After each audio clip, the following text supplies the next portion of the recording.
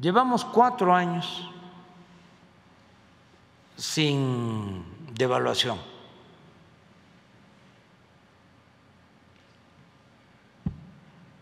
Y esto no se veía desde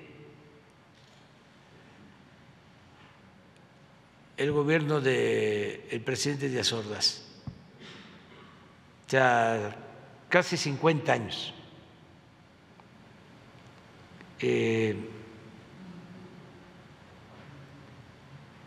En los que hubo devaluación y ahora no. Llevamos 4 años, pero no podemos cantar victoria todavía. Sí. Hace algunos años era el 2.5% de todo el movimiento mundial de la moneda, de las monedas mundiales. Ahorita ha bajado al 1.5%. Sí, pero nos ayuda mucho el que se aprecie el peso. Claro. Sobre todo la economía es realismo, pero también es confianza,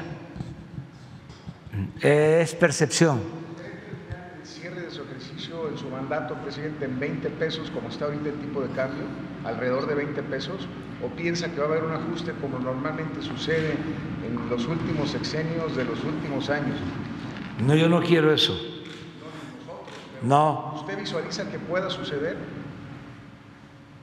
Pues sí.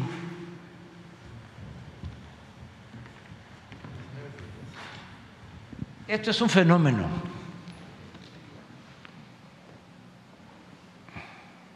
Es, sin duda, en los 4 años, es la moneda que más se ha apreciado con relación al dólar en el mundo.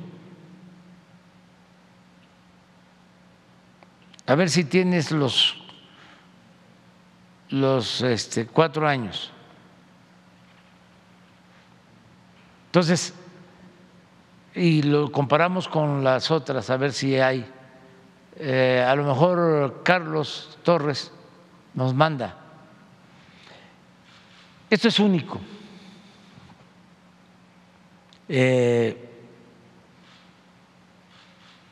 Sin embargo,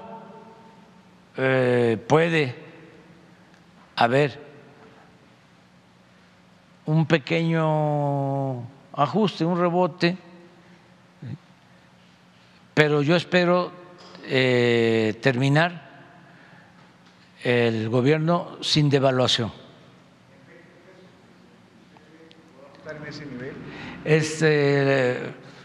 Agarramos un poquito más alto, como 20-20, 20-30. No llega a 20. No, porque esto tiene que ver mucho con la disciplina fiscal. Esto se debe a que somos el primer socio económico comercial de Estados Unidos. Se debe a que se volvió a firmar el tratado. Se debe a que tenemos inversión extranjera récord, nunca vista. Se debe a que no solicitamos deuda en la época de la pandemia, ni ahora con la crisis inflacionaria. Se debe a que no hay corrupción, se debe a la austeridad, se debe a la estabilidad política, a la gobernabilidad, las remesas. Es que no es poca cosa, 60,000 millones de dólares. No hay ninguna fuente de ingresos más cuantiosas que las remesas. Ninguna fuente de ingreso. La referencia ha estado subiendo mucho la tasa de interés de nosotros han estado aumentando, porque el Banco de México también eso lo reconocen los mercados financieros internacionales y los gobiernos extranjeros, de que somos respetuosos de la autonomía del Banco de México. ¿Se acuerdan qué decían? De que nos íbamos a meter a las decisiones del Banco de México. Bueno, decían muchas cosas, ¿no? Entonces, hay autonomía y ellos deciden, ya están por decidir si aumenta la tasa, cuánto va a aumentar la tasa, y yo no opino. Pero si no baja la inflación, presidente, no va a bajar la tasa, va a seguir alto. Es que no solo es aumentar la tasa para bajar la inflación, ayuda el aumentar la tasa, pero hay otras medidas para bajar la inflación, no solo una.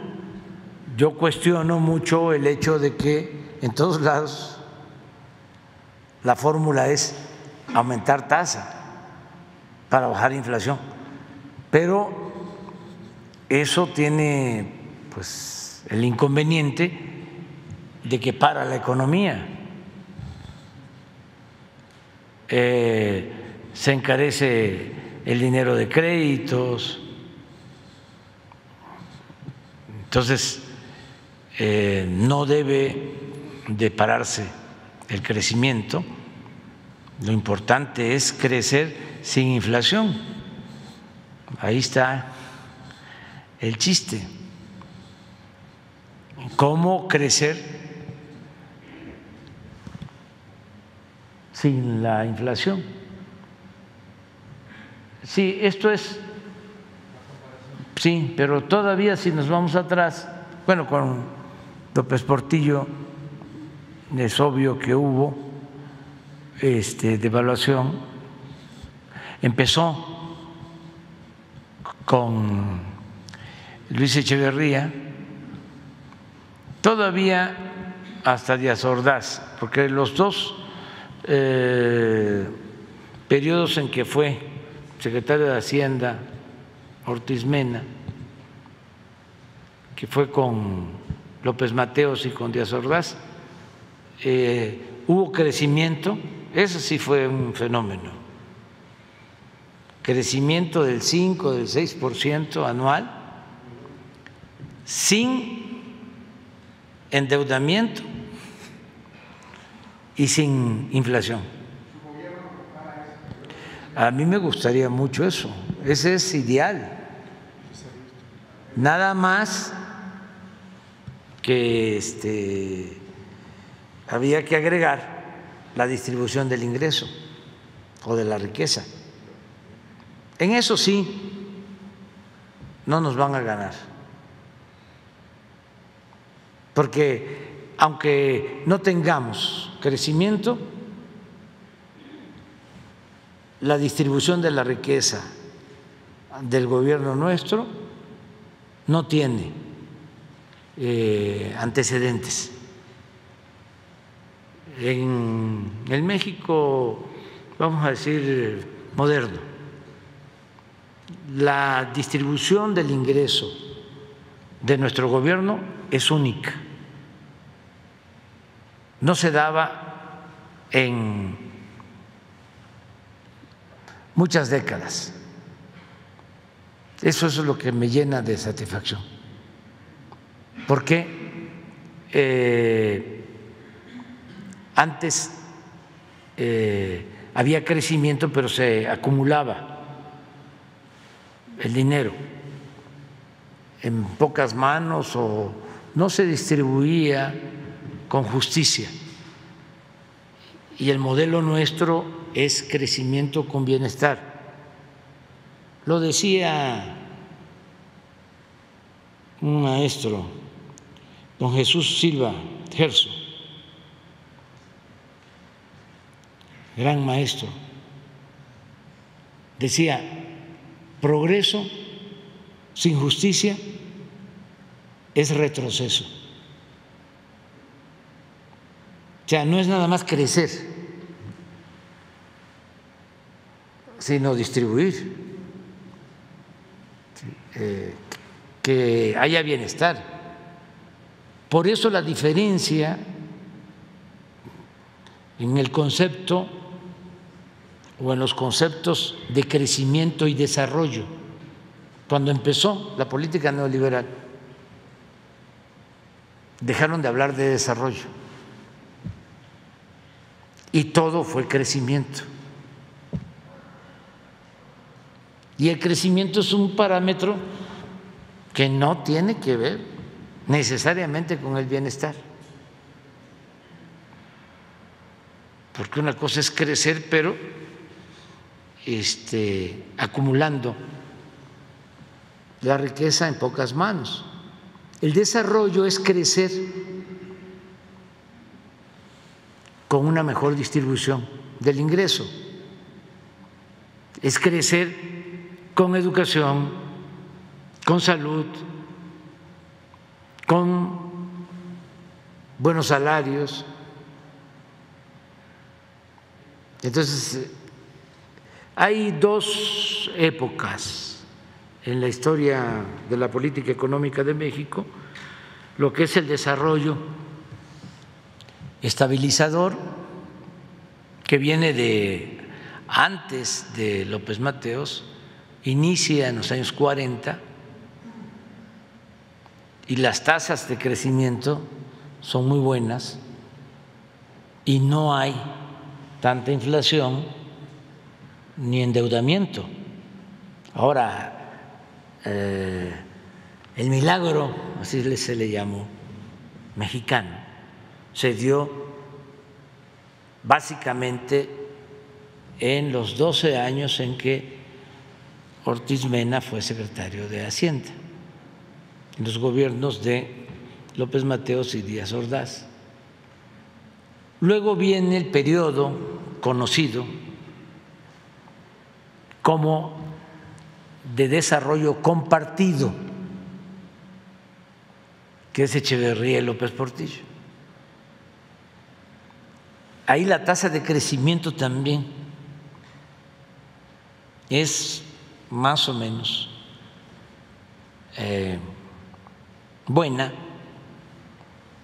es como de 3.5% anual en promedio, pero con deuda y con inflación. Y luego viene el tercer periodo, que es el neoliberalismo, que son estos 36 años que crecimiento promedio 2%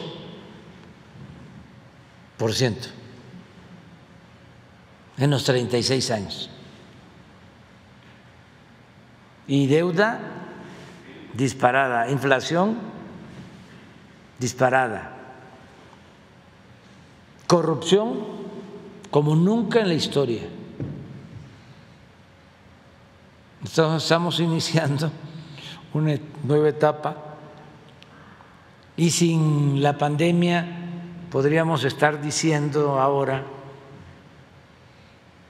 como se dice allá en mi pueblo, también que íbamos.